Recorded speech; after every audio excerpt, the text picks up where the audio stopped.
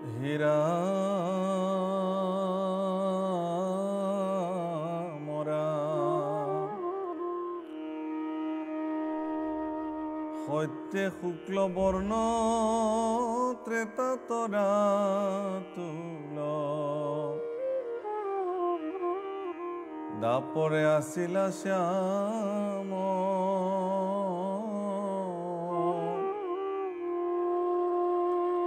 ও আৱে কৃষ্ণ বৰ্ণ ভৈলন্ত যিহেতু আহা নেখে কৃষ্ণ নাম তোমাৰ তনয় ভৈলা কদাচিত বসুদেৱ গৃহে যাত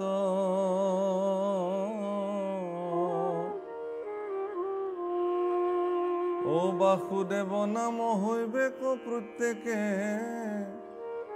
তোমাৰ পুত্ৰ প্ৰখ্যাত বাপসকল আইসকল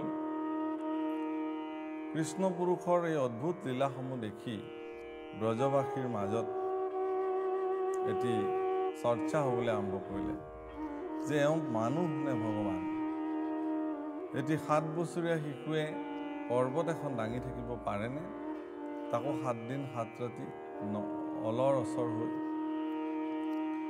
গতিকে নন্দৰ আগত এই কথাখিনি বৰ্ণন কৰোঁতে নন্দই কৈছে যে তোমালোকে ইয়াক লৈ শংকা কৰিবলগীয়া একো নাই কাৰণ পৰম তত্ত্বজ্ঞ ঋষি গৰ্গই যেতিয়া কৃষ্ণৰ নামকৰণ কৰিবলৈ আহে তেতিয়া কৈছিল যে সত্য যুগত ভগৱান শুক্ল বৰ্ণ হৈ আহিছিল জগতত ত্ৰেতাৰ যুগত ৰাতুল বৰ্ণ হৈ আহিছিল দাপৰ যুগত শ্যাম বৰ্ণ হৈ আহিছিল আৰু এতিয়া কৃষ্ণ বৰ্ণ হৈ যিহেতু আহিছে এওঁৰ নাম কৃষ্ণ ৰখা হ'ল আৰু এইজনেই সেইজন অৰ্থাৎ পৰম ব্ৰহ্মই যে কৃষ্ণ ৰূপে জগতত আহিছিল এই কথা নন্দৰ আগত গৰ্গই গোপন কৰি কৈ থৈ গৈছিল তোমাৰ পুত্ৰ বসুদেৱৰ ঘৰত জন্ম হ'ব হৈছে যিহেতু গতিকে তেওঁৰ নাম বাসুদেৱ হিচাপে প্ৰসিদ্ধ হ'ব এই বুলি কৈ থৈ গৈছিল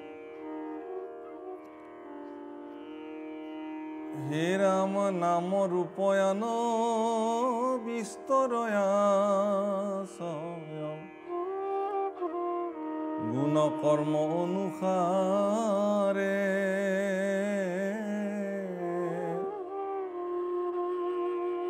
অনেক কল্যাণ সাধিবন্ত এন্তে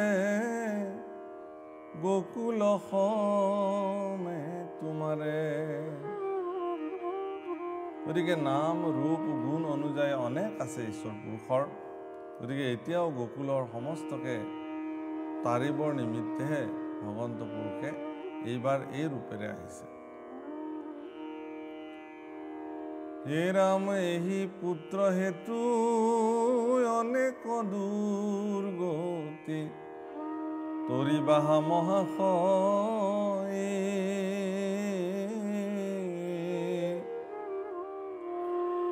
আৰ সন্তক পালিব দুষ্টক নাখিব তোমাৰ ইটো তনয়ে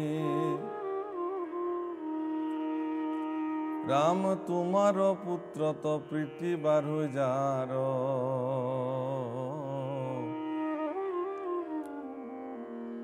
একচিতে কৰৰতি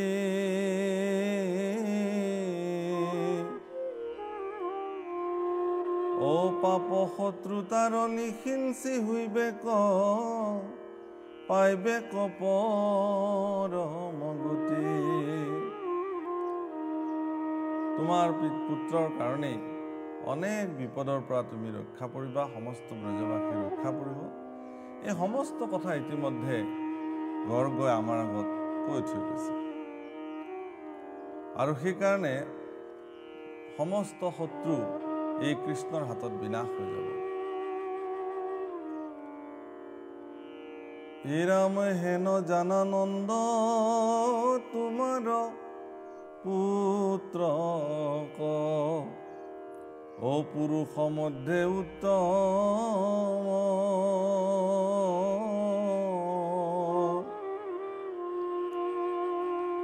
আর সৃজহ কীর্তি পরম প্রভাব গুণে নারায়ণ সম হেন গুপ্য কথা কহিল অন্তগর্গে পূর্বতমুত নিশয়ে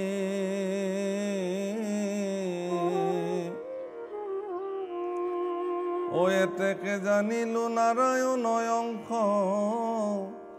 অবশ্যে মোৰ তনয়ে নন্দই সমস্ত তেওঁৰ জ্যেষ্ঠ যিসকল গোপই তেওঁৰ লগত কথা পাতিছিলে সকলোকে উদ্দেশ্য কৰি কৈছে যে গৰ্গই কৈ যোৱা কথাসমূহ আৰু কৃষ্ণৰ চৰিত্ৰত দেখা সমস্ত লীলাসমূহৰ ওপৰত মই এই কথাটো অৱশ্যে অনুভৱ কৰোঁ যে এইজন স্বয়ং ভগৱানৰে অৱতাৰ এই কথা নন্দই স্বীকাৰ কৰিছে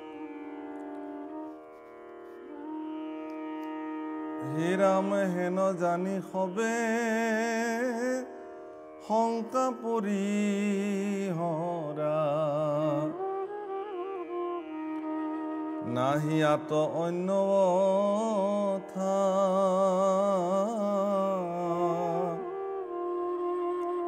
সমস্তে গোপৰ গুচিল সংশয় নন্দৰ শুনিয়া কথা নন্দৰ পৰা যেতিয়া সকলোৱে জানিব পাৰিলে সকলোখিনি কথা আৰু ইতিমধ্যে গৰ্গ ঋষিয়ে গোপ্য কৰি থৈ যোৱা কথাখিনি নন্দৰ শ্ৰীমুখে যেতিয়া ব্যক্ত হ'ল সমস্ত ব্ৰজবাসীৰ সন্দেহ দূৰ হৈ গ'ল যে এইজনেই সেইজন স্বয়ং ভগৱান যিজন এই জগতত আহিছে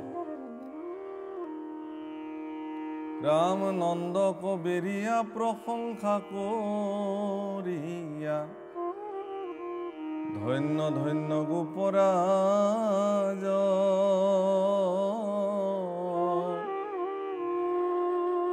কৃষ্ণক পৰম ভকতি অৰ্চিলা যতে কগোপ সমাজ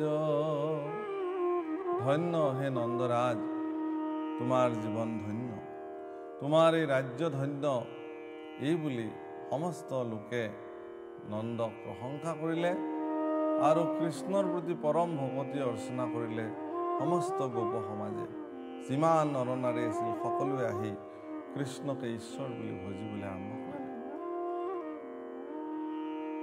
ৰাম পৰম হৰিষে গৈলা ঘৰা ঘৰি কৃষ্ণৰ মহিমা শুনি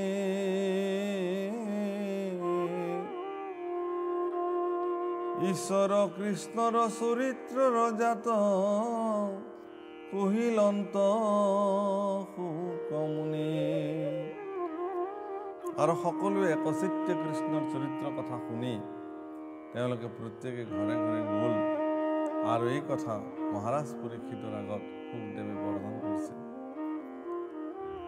প্ৰভুসকল আমি এই কথা আগতো উল্লেখ কৰিছোঁ যে এগৰাকী মৃত্যুমুখী লোক যাৰ নাম মহাৰাজ পৰীক্ষিত পৰম প্ৰভাৱশালী আৰু শক্তিশালী ৰজা হোৱাৰ পিছতো একমাত্ৰ ঋষি সম্পাত পায় ৰজা পৰীক্ষিতে তেওঁৰ পৰম পৰাক্ৰমী জীৱন 7 দিনৰ ভিতৰত সমাপ্তি কৰিবৰ কাৰণে তেওঁ নিজকে প্ৰস্তুত কৰি তুলিছিল আৰু সেই প্ৰস্তুতিৰ আঁৰত ৰজা পৰীক্ষিতৰ অন্তৰাত্মাই সৰ্বদা কি বিচাৰিছিল সেই কথা শুকদেৱে বুজি পাইছিল এইকাৰণে আমি শুকদেৱে বুজি পোৱা বুলি কৈছোঁ যে মহাৰাজ পৰীক্ষিতে তেওঁৰ অন্তৰাত্মাৰ কথা সমস্ত ঋষিসকলৰ প্ৰতি নিবেদন কৰিছিল যে হে প্ৰভু বা হে ঋষিসকল ম্ৰিয়মাণস্য কিম কাৰ্যম মৃত্যুমুখী লোকৰ কি কাম তো ঋষিসকলে যাগ যজ্ঞ হোম ব্ৰত তপস্যা সমস্ত ৰাস্তা পৰীক্ষিতক দেখুৱাইছে যুক্তি সহকাৰে সেই ৰাস্তাসমূহত কি ধৰণে চলিব লাগিব তাৰ ৰীতি ৰিৱাজ সকলো পৰীক্ষিতৰ আগত বৰ্ণন কৰিছে কিন্তু পৰীক্ষিতে এই ৰাস্তাসমূহ মাৰ্গসমূহ গ্ৰহণ কৰাৰ আগতে পৰীক্ষিতে জানিব খুজিছিল যে ঋষি সাপ ব্যৰ্থ কেনেকৈ হ'ব, তক্ষকৰ দংশকৰণৰ পৰা কেনেকৈ মুক্ত হ'ব পৰা যাব। অদশেষত সুধিছিল তক্ষকডাল নেদেখাকৈ কেনেকৈ মৰিব পৰা যাব। তো ঋষিৰ সকলৰ প্ৰশ্নৰ উত্তৰ অপেক্ষা কৰিছিল মহাৰাজ পৰীক্ষিতে।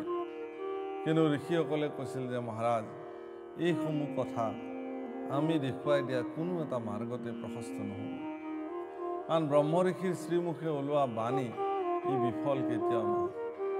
আৰু তক্ষকৰ মুখেৰে ওলোৱা বিষ কাৰোবাৰ শৰীৰত প্ৰৱেশ কৰিলে সেই বিষে যন্ত্ৰণা নিদিয়াকৈ কাকোৱে নাথাকে।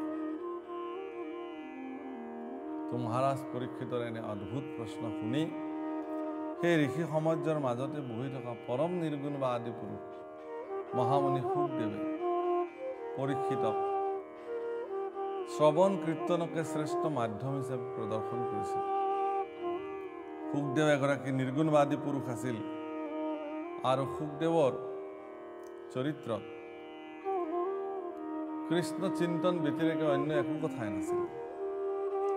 পৰম প্ৰসিদ্ধ পিতৃ বেদ ব্যাসৰ দ্বাৰা মহামুনি শুকদেৱে ভাগৱত কথা শ্ৰৱণ কৰিছিল বা ভাগৱতৰ সিদ্ধান্ত তেওঁ গ্ৰহণ কৰিছিল। আৰু আহি পৰম যোগ্য পাত্ৰ মহাপুৰুষৰ সেৱক মহাৰাজ পৰীক্ষিতৰ সন্মুখত ভাগৱত কথা ক'বলৈ পাই মহামুনি শুকদেৱো জীৱন ধন্য কৰিছিল যে মই এজন পাত্ৰৰ ওচৰত ভাগৱত কথা ক'বলৈ গৈ আছোঁ। প্ৰভুসকল, মহাপুৰুষে ধৰ্মত পাত্ৰৰ বহুত মূল্যাংকন কৰা হৈছে।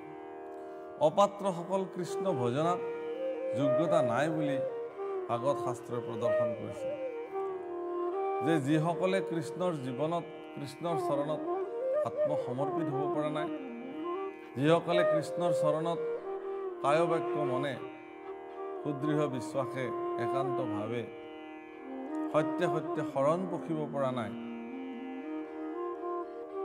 সেইজন ব্যক্তিৰ জীৱনৰ কোনো মূল্য নাই।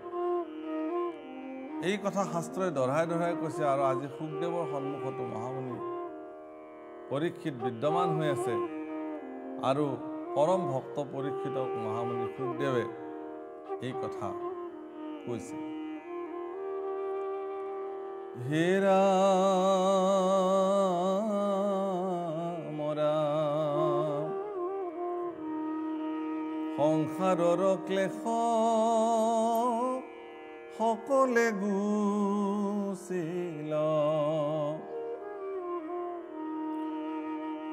ক্ষুধা তৃষ্ণা একো নাই,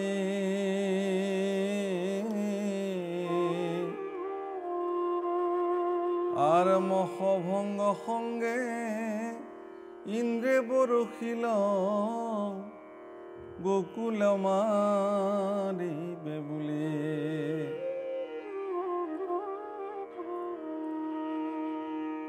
রাম মহভঙ্গ সঙ্গে ইন্দ্রে বরষিল,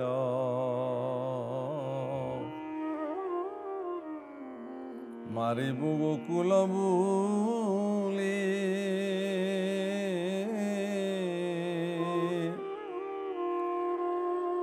ভকত তারিলা গিরি গোবর্ধন, একে হাতে জিতু তুলি।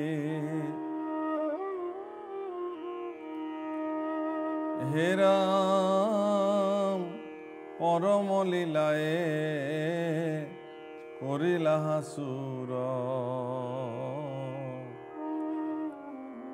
মহেন্দ্রর দর্প ঘূর,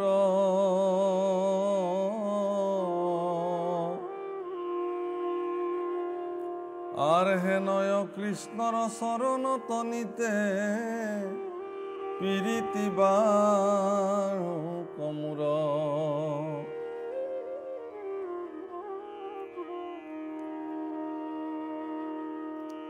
ইন্দ্ৰৰ যে অহংকাৰ, সেই ইন্দ্ৰৰ অহংকাৰ ভংগ হোৱা দেখি ইন্দ্ৰই গোকুলক বধ কৰিব বুলি, সমূলি নষ্ট কৰিব বুলি মুখলধাৰে বৰষুণ দিলে।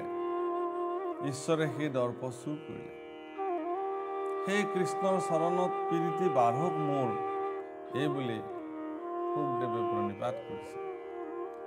মহাৰাজ পৰীক্ষিতক বুজাবলৈ যত্ন কৰিছে সুখদেৱে যে হে মহাৰাজ, মই তোমাক সেইজন কৃষ্ণৰ চৰিত্ৰক বা সেইগৰাকী ভগৱন্ত পুৰুষক ভজনা কৰিবৰ কাৰণে তোমাক কৈছো,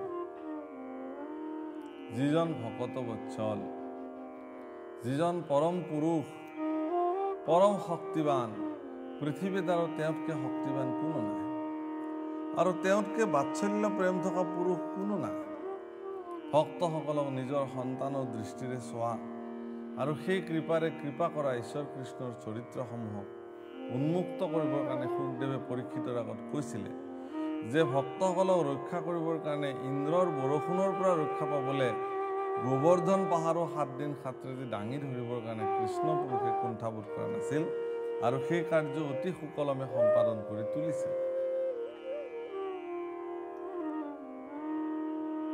হে ৰাম,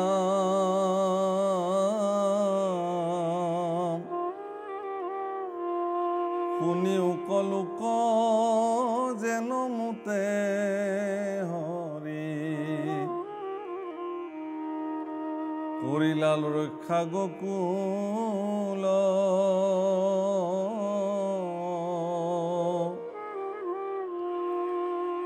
আৰ ভকতৰ পদে জানিবা নিশ্চয়, আপুনি হৰি আকুল। এই সভাসদসকল, আপোনালোকে শুনিলে কেনেকৈ গোকুলক ৰক্ষা কৰিলে।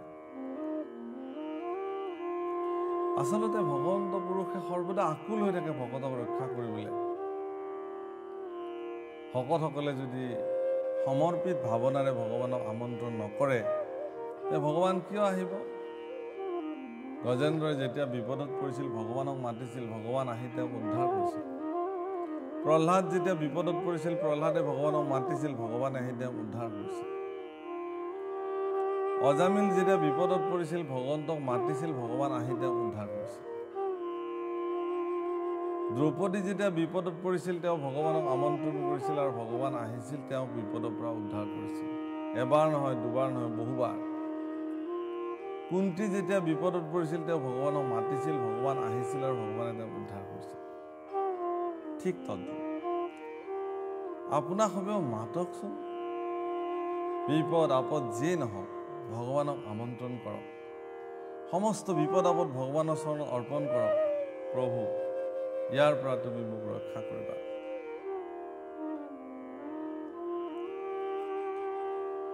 হে ৰাম ৰাম,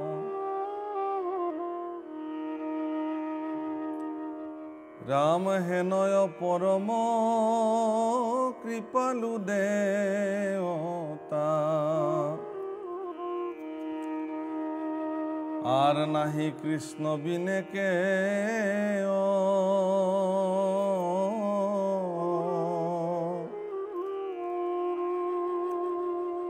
আৰ সংসাৰ তৰিবে ইচ্ছায় আছে যাৰ, কৃষ্ণ কৰি উখেয়।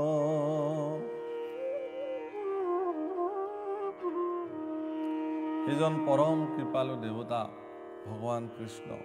গতিকে সংসাৰ তৰি যাবলৈ যদি কাৰোবাৰ ইচ্ছা আছে তেতিয়াহ'লে তেওঁক সৰ্বদা স্মৰণ কৰক। হে ৰাম যাৰ গুণ নাম স্মৰণ মাত্ৰকে, কালৰ এৰাই হাত,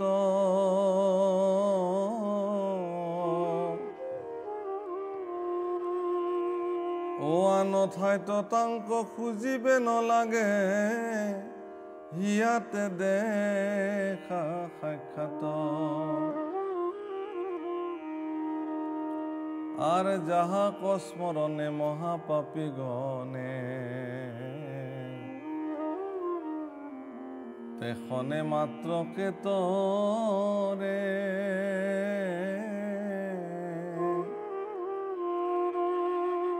ও হেন হরি নাম কোচত আচন্তে সংসাৰ সাগৰে মৰে। যাৰ গুৰুনাম স্মৰণ মাত্ৰকে কালৰ হাতৰ পৰা নিস্তাৰ পাব পাৰে, যাক স্মৰণ কৰিলে পৃথিৱীত আৰু একো বস্তুৰেই প্ৰয়োজন নাই, যাক চিন্তা কৰিলে হৃদয়ত এনেকুৱা আনন্দৰ জোৱাৰ উঠে যি আনন্দ পৃথিৱীত ক'তোৱেই নাই। গতিকে সেইজন ভগৱান কৃষ্ণক স্মৰণ নকৰি আন বেলেগ কাম কৰিব যোৱা আৰু কোচতে মণিৰত্ন থাকিও কাঁচমণি পিন্ধাৰ নিচিনা অৱস্থা হয়, বা আকণ্ঠ অমৃতৰ পানীত নামি খাৰ পানী খোৱাৰ নিচিনা অৱস্থা হয়। হে ৰাম,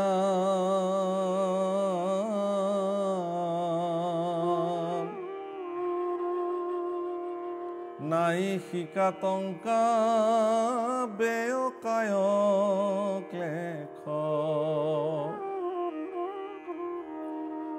ভকতিত একো নাই,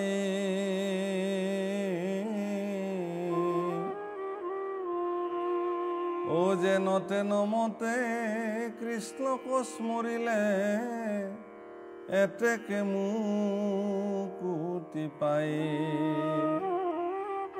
কোনো টকা পইচাৰ খৰচ নাই, কোনো কায়ক ক্লেশ কৰিবলগীয়া নাই। কৃষ্ণক ভজিবলৈ হ'লে ভকতিত এইবিলাকৰ কোনো প্ৰয়োজন নাই। এতেকে যাৰ যাৰ মুক্তিৰ প্ৰতি বাঞ্ছা কৰে, যিসকলে এইখন জগতৰ পৰা সুন্দৰভাৱে নিস্তাৰ পাব খোজে, তেওঁলোকে কেৱল হৰিক স্মৰণ কৰক আৰু হৰি ভক্তি সাধন কৰক। তাৰ কাৰণে তেওঁলোকৰ সকলো ৰাস্তা সুফল হৈ যাব। হে ৰাম, নাই টকা শিকা বেয়কায়ক লেখ, ভকতিত একো নাই,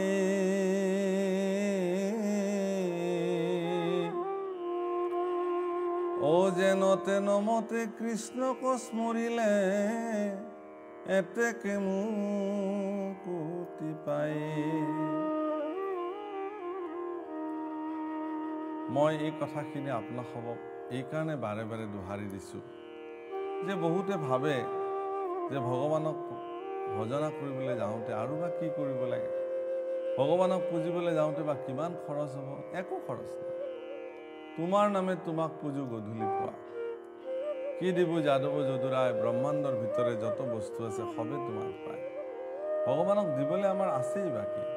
এই জগতখন তেওঁৰ হাতেৰে নিৰ্মাণ হৈছে, যত দ্ৰব্য বস্তু সকলো তেওঁ। গতিকে তেওঁক আমাৰ দিবলৈ কি আছে? কিন্তু এটা বস্তু আমি তেওঁক দিব পাৰোঁ, সেইটো হৈছে মোৰ হৃদয়ত সৃষ্টি হোৱা যিখিনি ভকতি, সেইখিনি মই ভগৱানৰ চৰণত সমৰ্পিত কৰিব পাৰোঁ আৰু ভক্তি ভাৱনাৰে নিজৰ জীৱনক ভগৱানৰ চৰণত সমৰ্পিত কৰিব পাৰোঁ। ইয়াতকৈ আৰু শ্ৰেষ্ঠ পন্থা কি হ'ব পাৰে? এগৰাকী শৰণীয়া ব্যক্তিয়ে, এগৰাকী ভগৱানৰ ওচৰত সমৰ্পিত ব্যক্তিয়ে কেতিয়াও নিজকে অসহায় কেতিয়াও অনুভৱ কৰিব নালাগে। সমৰ্পিত ব্যক্তিৰ প্ৰতি ভগৱান সৰ্বদা কৃপাশীল, আৰু সেই কৃপাৰ দ্বাৰা তেওঁ সমস্ত জনকে সৰ্বদা কৃপা কৰি আহিছে। ভৱিষ্যতেও কৰিছিল, এতিয়াও কৰি আছে, ভৱিষ্যতেও কৰিব। আগে পিছে মধ্যে, অতীত, বৰ্তমান আৰু ভৱিষ্যত, তিনিওটা কালতে ভগৱন্ত পুৰুষৰ দ্বাৰা কৃপাশীল হৈ সমস্ত জগত ৰাশি পৰিচালিত হৈ আছে। সেইকাৰণে তেওঁ সনাতন বোলা হয়। আছিল, আছে আৰু অনাগত কাললৈ থাকিব। তাকে কৈছে, হে ৰাম,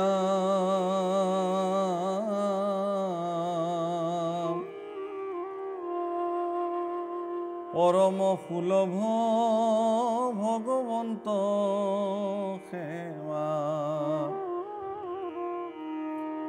ও জানিয়া এৰিও হেলা,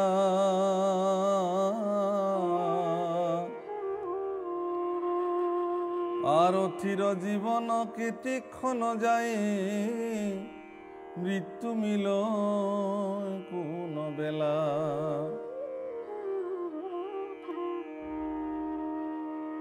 পৰম সুলভ ভগবন্তৰ সেৱা জানিয়া এৰিও হেলা, অথিৰ জীৱন কেতিক্ষণে যায় মৃত্যু মিল কোন বেলা। এই জীৱনটো অথিৰ আৰু এই জীৱনটোক কেতিয়া পৰে কোনেও ক'ব নোৱাৰে। জীৱন জলৰ ৰাশি, কচুপাতৰ পানী। গতিকে এই কথা জানি প্ৰত্যেকজন মনুষ্যই যিমান পাৰে সোনকালে ভগৱানৰ ওচৰত সমৰ্পিত হ'ব লাগে। আর কি ভারতে মনুষ্য হইবা, এরিও কইতো আখা,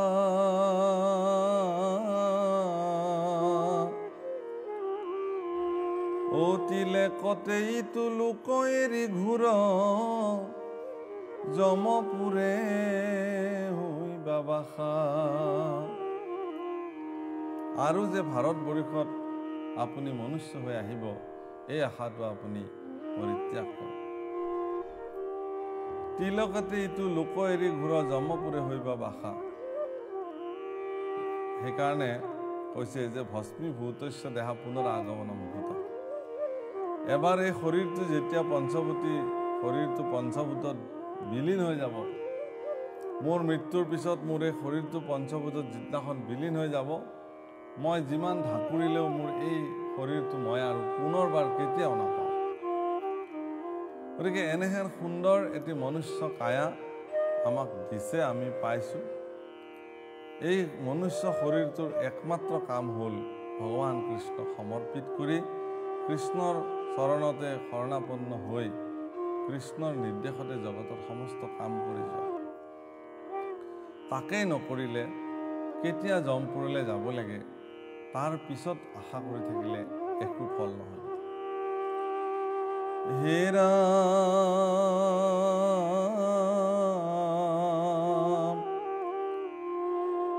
হেন জানি বৃথা কথা পৰি হৰি, তৰিবাৰ কৰা কাম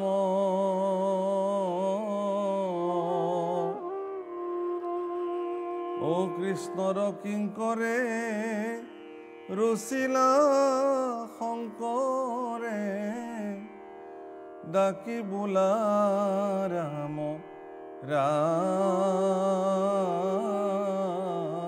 ৰাম। এ ৰাম হেন জানি বৃথা কথা পৰি হৰি, তৰিবাৰ কৰা কাম কৃষ্ণৰ কিংকৰে ৰচিলা